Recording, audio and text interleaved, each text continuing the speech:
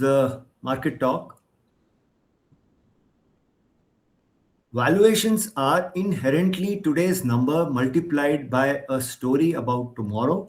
And right now, Musk's story wins. You saw the brilliant IPO which US had of SpaceX, nearly $2 trillion valuation, with just around 18 or $20 billion of total revenue. So you can understand the kind of curiosity, the kind of interest which is there in this. And as with all speculative booms, the valuation depends less on cash flows, more on ambitious expectations about the future. This is clear example of faith-based investing, faith in Musk's ability to turn science fiction into business. It's a direct play on what he can achieve and all kind of thing. And whether it's a space story, AI story, data center story, communication story, space travel story, everything is playing out. Market outlook. So I am going to answer three questions today. First question, whether the Indian market is bullish or bearish right now. And the honest answer is that I'm not sure, because I think the market also doesn't know it either. The market is also not sure, because some days investors get encouraged by progress in US-Iran talks and expectations of lower crude prices. Other days, the focus shifts back to inflation, global growth, or something else entirely. That's why the market has spent so much time moving without really going anywhere. For now, I think patience is more useful than prediction. Second question, is the gold theme set to unwind? Because the logic was that if there is a geopolitical conflict, etc., gold always goes up. That's a safe haven. But it has been coming down. So and then in January and February this year, everybody was telling buy gold and all that, and silver. And now they have corrected. So has the precious metal lost its magic charm of being a safe haven? And just for information, in India, the gold ETFs recorded net outflow of 725 crore in May. This is the first outflow from gold ETFs. So people are booking profits. Risk of supply chain problems along with crude and commodity price shocks is bound to trigger inflation. So inflation is given, leading to higher expectations of interest rates. Now this hurts gold investment as it doesn't offer any fixed returns, unlike bonds and other interest-bearing assets. The other thing is a lot of central banks which were earlier buying are selling off their gold. So there is enough supply in the market, and people are less selling US bonds. So in case people need money, or the banks or institutions need money, the only liquid asset they have is gold. So that is being sold. So up to what level it can go, we will see. This is gold. So if you see this was a major support, $4,400. It has broken that support, and I think it will go up to this next support is $4,000. I think this should be the level where it should take some support. It has rebounded from there. And talking about the other issues about Indian markets, because of the various measures taken by the RBI, INR recovered. So it has now stabilized at around 95, though it is still not come below this rising trend line. The Indian bond yields also recovered. They have come down. So expectations of a rate hike have been reduced. And India VIX has also declined, which is very critical. Now it has come down to around 14 odd levels from that 17, 18 levels. And if case it continues in this trajectory and comes below this 14 level, then it will be normal issue. And then there would not be any more further volatility. So the most important question is, which I've been referring to, is are we at the start of a new investment super cycle? This is my hypothesis, is because capital is spreading across manufacturing, power, logistics, defense, data centers, and nuclear energy. Now, all these sectors are seeing a lot of capex. The reason, because AI will be a transformative technology, it will require more energy to scale, which will be clean energy. Every industry will have to spend on upgrades to processes, infrastructure, and human capital in order to metabolize these changes. So there would be investments in advanced semiconductors, active pharma, lithium-ion batteries, etc., for energy storage and all that. So it is seeming as if that it we because of AI-led growth, we will see a new investment super cycle. So one should be ready for that kind of thing also. So as I mentioned, RBI launched the FCNRB, and banks are on the front line to rescue the rupee, and that is why if you see the bank Nifty was the strongest performing index. Now FIDI data. So if you see here, FI is bought in index futures, though they are overall net short in terms of futures. They bought calls in index option. They have maintained their short positions in index put options. So they are now medium bearish. From strong bearish, now they have become medium bearish. So they have been covering, especially in Nifty and Bank Nifty, they have covered their short positions. Now coming to pros, they have covered longs in index futures. So see, they covered their long. So they have become kind of indecisive now here. But they bought calls and they sold puts in index options. So this positioning is more. So they are turning medium bullish. Clients. Clients are long in index futures. They sold calls in index options and bought puts in index options. But they have maintained, if you see, net long positions they have maintained, though they have been squaring off their positions uh, because FIs are also squaring off their position. So from strong bullish, now the clients are medium bullish. So there is a change in positioning. And if you see the monthly data, so if you see here, the FI's index short position from 2.78 lakh short positions in index futures have reduced to 2.44. So throughout this week, this was the highest on 8th June. That was the beginning of this week where the market saw a low. And from that position onwards, it has reduced gradually over the whole week.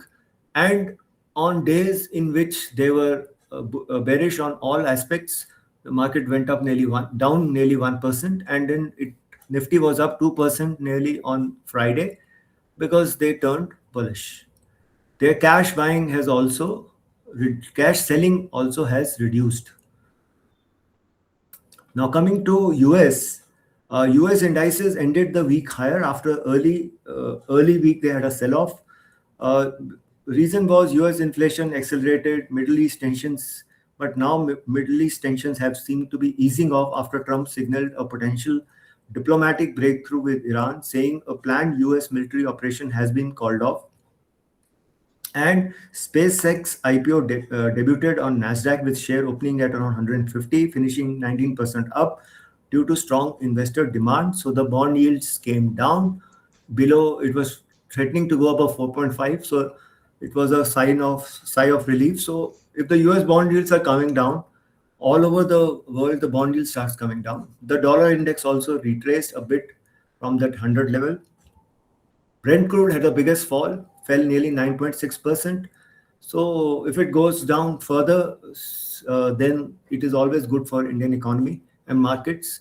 Silver was flat, didn't move much, but it is still below this $70 level. So we'll have to see what happens from here.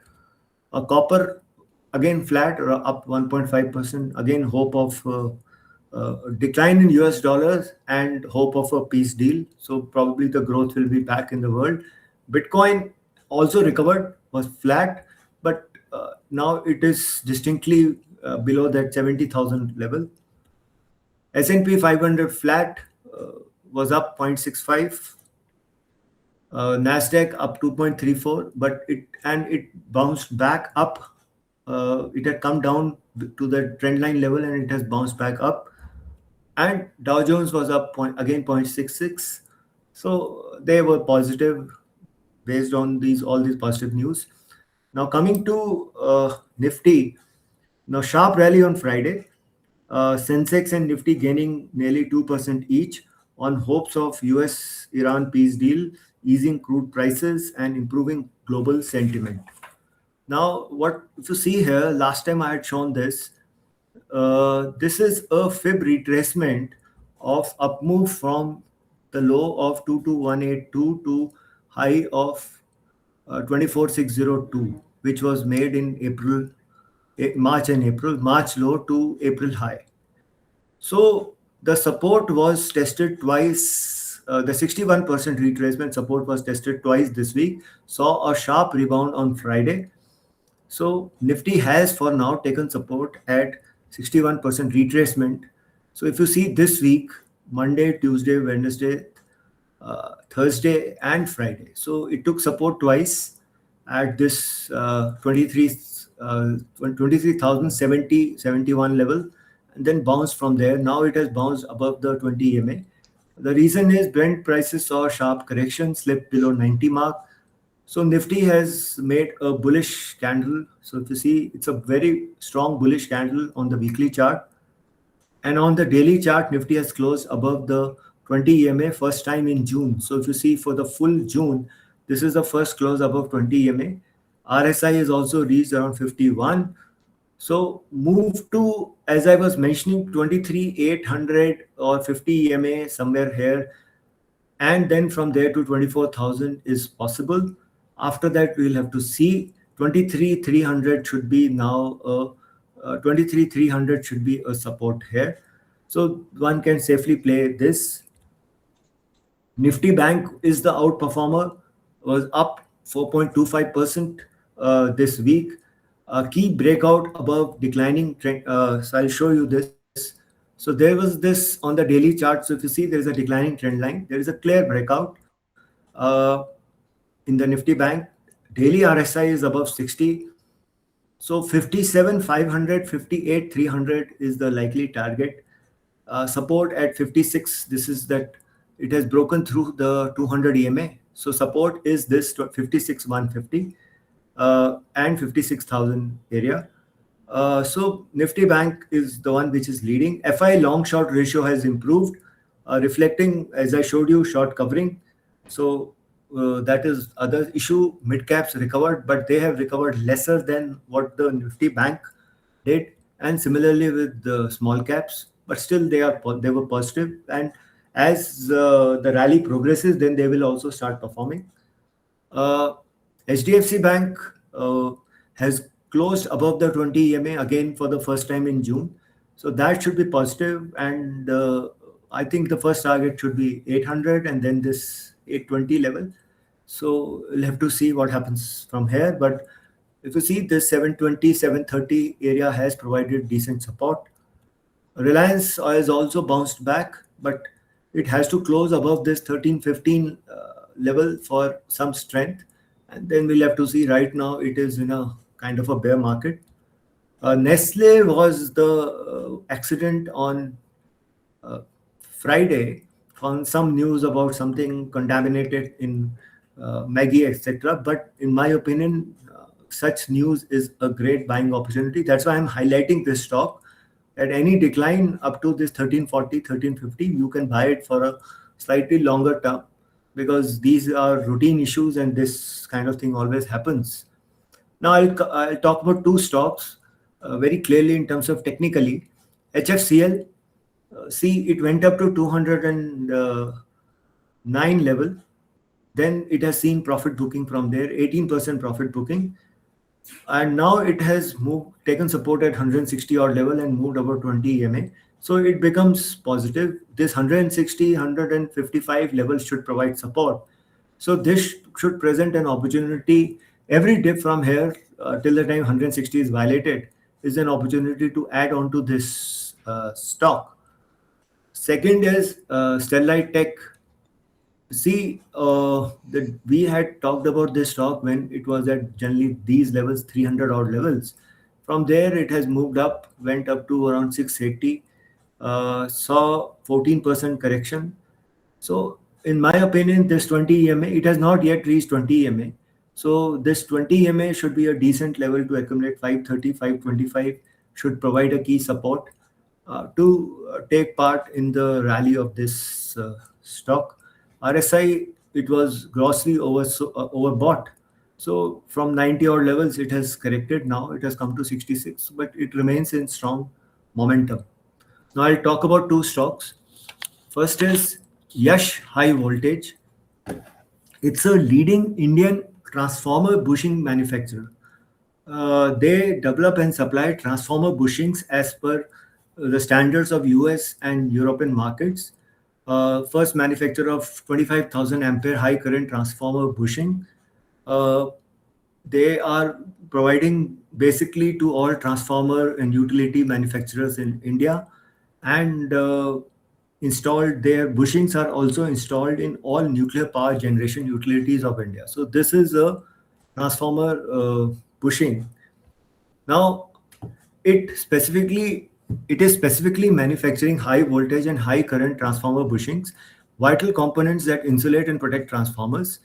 Transformer bushings typically account for 5% of overall transformer project cost. They are critical components enabling safe and reliable high voltage electricity transfer while ensuring insulation and operational stability. It specializes in resin impregnated paper and resin impregnated synthetic bushings, which are replacing the older oil impregnated paper technology due to higher efficiency and safety. RIP and RIS conventional bushings currently form the bulk 82% of their revenue. So they have moved on and they are doing capex for these latest technology. Demand is anticipated to accelerate for advanced bushing technologies such as RIP bushing, owing to its higher reliability, lower maintenance, and improved safety performance. A major 100 crore greenfield expansion is slated to come completely live in the second half of FY27. This facility aims to produce the premium RIP cores locally, substituting costly raw material imports and unlocking massive export margin scalability. They were importing the material for this, so it was kind of a backward integration for them. So that will improve their margins. The expansion will enable it to cater to transformer projects up to 550 kilovolt in international markets and up to 420 kV in India. High voltage bushing space involves rigorous government approvals and vendors qualifications. It holds an estimated 18% share of domestic addressable bushing market. OIP plus RIP 66 kilowatt to 245 kilowatt. It is not that these are even all those companies which are making transformers, etc. They have their own setup for making bushings also, but these guys are the only specific to bushings. So where all these bushings are used, critical component in power transmission value chain. So if you see at after the power generation station, there is a step up transformer. So there the transformer bushings are used. Then there is a step down transformer, power transformer. Again, it is used. Then there is a distribution transformer. Again, it is used, and then from there it goes to end users. So, transformer bushing functions as a critical exit and entry path, insulated path to conduct electrical power at a very high voltage and high current safely from oblique two power lines in and out of a power transformer while providing sealing to prevent contact of transformer internal parts with the ambient surrounding. So, it's a very critical component. Now, what they are doing is now they are moving to RIP bushings from OIP bushings. Reason maintenance free for lifetime. RIP lighter weight, 30 to 40% lighter. Fire risk is low, lower fire retardant, and fastest growing segment. So RIP share of global bushing installations is growing. So in 2025, it was around 35%. It is expected to around 20 to be 45% in 2030. So that is why the whole world is moving towards RIP bushings. Coming to their profit and loss statement, the revenues this quarter, so this is a SME, so they post their results for half year. So for H2, they were up 46%. EBITDA was up 61%. EBITDA margins improved, and PAT improved 58%. For the full year, uh, it has 235 crore of revenue they did, and it was up 57%, and profit was up 75%. So, decent performance. So if you see here, now they have a market cap of around 2100 crore. It's a small cap with high growth expectations. Uh, Price to earning 55, 56 times. Revenue growth 57%. Profit net margins have expanded to 15.8. Return ratios are strong. Consistently efficient asset utilization. Debt to equity highly manageable debt relative to growth pace. So order book is strong. So if you see FY26, there's a 400 crore order book. So they, as I showed you, they did around 235 crore of revenue in last year. So it's a decent order book, more than one times book. Capacity utilization is improving. Because of it, revenue is projected to grow 47% over the next 2-3 years. Uh, Better product mix and operating leverage, EBITDA anticipated to expand at 53% CAGR, and driven by premiumization and high operating leverage, profit after tax expected to expand at 48% CAGR. So, they are doing a Vadodara Greenfield capex. It will add 6,000 units. So total capacity will scale up to 15,000 units per annum of the bushings. So the installed capacity will improve and volume growth to accelerate as Greenfield ramps up. So they are talking about selling 9,750 bushings next year. So that is growing. Capacity utilization, as in FY27, they will add more capacity. So after that, the capacity utilization is expected to improve. ROE, etc., is also expected to improve after fresh capacity is added. EBITDA margins are expected to improve, and export contribution will strengthen global positioning. So they are constantly improving their export contribution. So now if you see, in next year, they're expected to do around 357 crore revenue. Remember, they had around 400 crore of order book. So that is okay. And PAT would be around 44 crore. So as I showed you, it's around 2,102 crore market cap and 44 crore PAT in FY27. So they are around 45 to 47 times P right now. So uh, decently priced. Uh, Revenue is expected to grow around 40 to 50% over the next 3 years.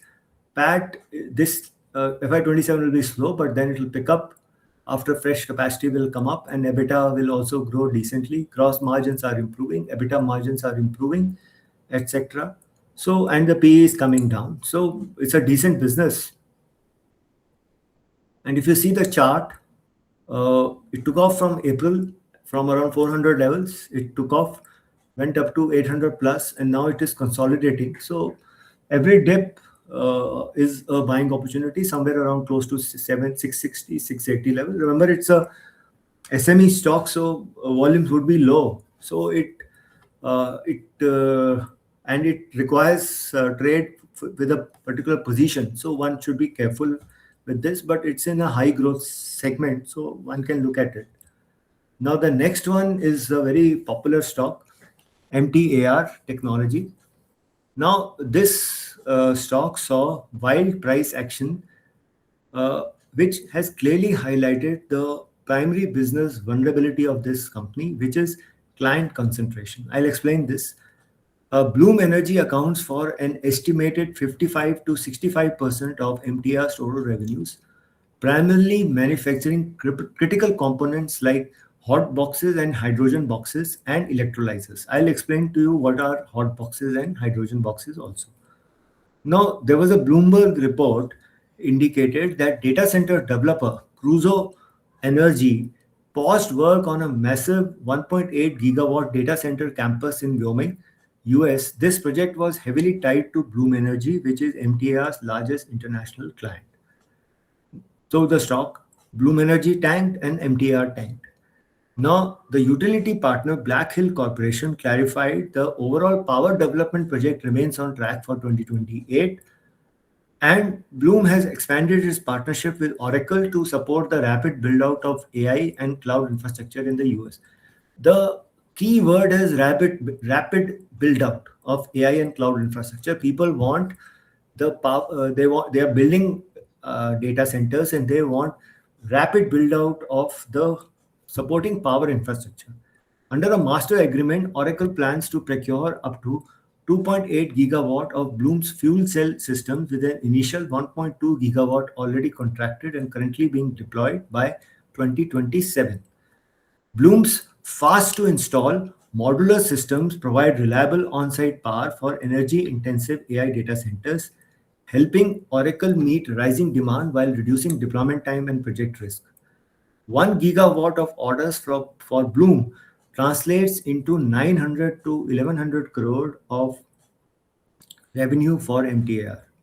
This present order win translates to 1400 to 1700 crore incremental revenue potential, 1.6 to 1.8x of FY26 revenue for MTAR over the next few years. And this is just 55 to 65% of total revenue of MTAR. So there are other sources of revenue also. It operates with a significant technological moat in nuclear, space grade precision engineering, and defense, catering heavily to ISRO, DRDO, and BHEL. Management gave aggressive FY27 revenue growth guidance of 80% with improving margin, which explains why the stock commands a sky high trailing PE of over 230x. Now, what are these hot boxes and hydrogen boxes? They represent core, highly sophisticated thermal and chemical management units manufactured for solid oxide fuel cell SOFC systems. Uh, the hot box is a critical high precision power generation unit. It contains the primary stack of solid oxide fuel cells, SOFC, and the thermal management systems required to make them work. So SOFCs operate at extraordinary high temperatures, typically between 600 to 850 degrees centigrade. Hot box utilizes the methane, natural gas, or biogas as an input. So inside the highly insulated box, internal steam reforming converts the methane into hydrogen and carbon monoxide. This mix reacts electrochemically across a ceramic zirconium dioxide electrolyte to generate electricity without combustion, drastically cutting greenhouse gas emissions. MTAR utilizes advanced niche manufacturing techniques to build these. It involves precision sheet metal fabrication, specialized TIG welding, vacuum brazing, and the integration of exotic high temperature stainless steel grades like SS403, SS410, and specialized alloy fins. Hydrogen box is engineered to generate high purity hydrogen gas. It splits water steam using electricity into clean hydrogen and oxygen. So the point is, data centers require energy security really quickly without creating greenhouse gas emissions. MTAR has a technology to provide that, and that's why it is in high demand. And mind you, this is only with one client, and they are not doing any data center project till date in India. That order has yet not come to them. So you can understand the how well they can do. Now, they received order inflow of 2453 crore in FY26, and in FY26 they got 481 crore of orders. They have a diversified order book as of 31st March 26. With clean energy, fuel cell hydel is around 51% of their orders, while the balance is clean energy, civil nuclear power, aerospace and defense, and products and others. So tomorrow somebody starts talking about nuclear, and again this stock will get excited, but you must know that more than 50% of their order book and earnings are from clean energy only. So order book is at 2581 crore at end of 21st March. Now, what happened in this quarter was 67% revenue growth. EBITDA grew around 80.9. Margins improved. profit was nearly 2x or more than 2x. And for the full year, also 29.6% revenue growth and 76% PAT growth. So they have, so how balanced their portfolio is. In FY26, 3% of their revenue is from civil nuclear power, 12% from aerospace and defense, clean energy, fuel cells, hydrogen and others is 70%. So this is where they are concentrating on, and this is why there is so much of spike in the stock.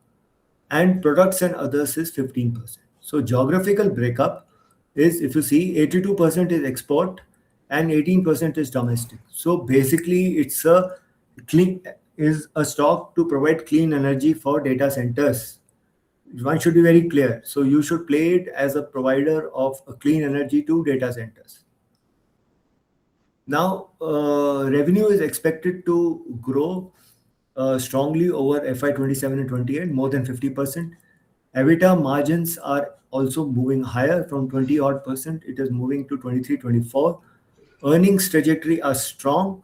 So PAT is expected to grow pretty fast.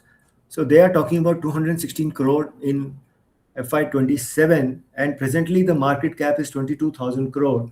So it is already at 100 times for future forward earnings. Return ratios have improved, so above 20, both ROE, ROCE. Now it is expected to do around 1459 or 1460 odd crores of revenue in FY27. Improvement is 64%, though this is the projection. The management is talking about 80%, and they are saying that is conservative projection. So it can improve on this. Margins are expected to improve, that they are saying they will improve. And PAT is expected to be, as I told you, 216 crore. So it should definitely double. So that is given. So because the margins are improving and revenue is growing 80%, so you may see 216 to 25 to 30 crore also. So roughly it's at 100 times FY27, and around, so if they do around 365 odd crores, so it is around 70 times FY28 earning. Only point is that it is expensive, and there is no scope for failure. So they are expected to do around 70 rupees APS in FY27 and 118 EPS in FY28. ROE, ROC are strong. P is very high, obviously, and other ratios are improving. So now if you see here, this is where after their earnings had come, they had projected that they would do 80% growth in FY27, revenue growth, and the stock moved up.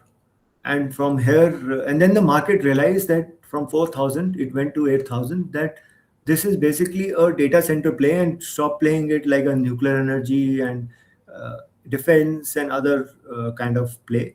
This is a pure data center play, and with the kind of growth which is there. So they should do well from that perspective. So after this news, this is a daily chart. So if you see, it from broke the 20 EMA and took support at 50 EMA at around 620, 6,020, 270 odd. From there, it has bounced and moved higher. And the other point to note is that above 8,000, the promoters also sold. So that was another red herring, that why the promoters are selling if the stock is so good. And so this is where it is. But I personally feel that every dip from here is an opportunity if you want to play the pure data center theme in this stock. I've finished. We'll take questions now.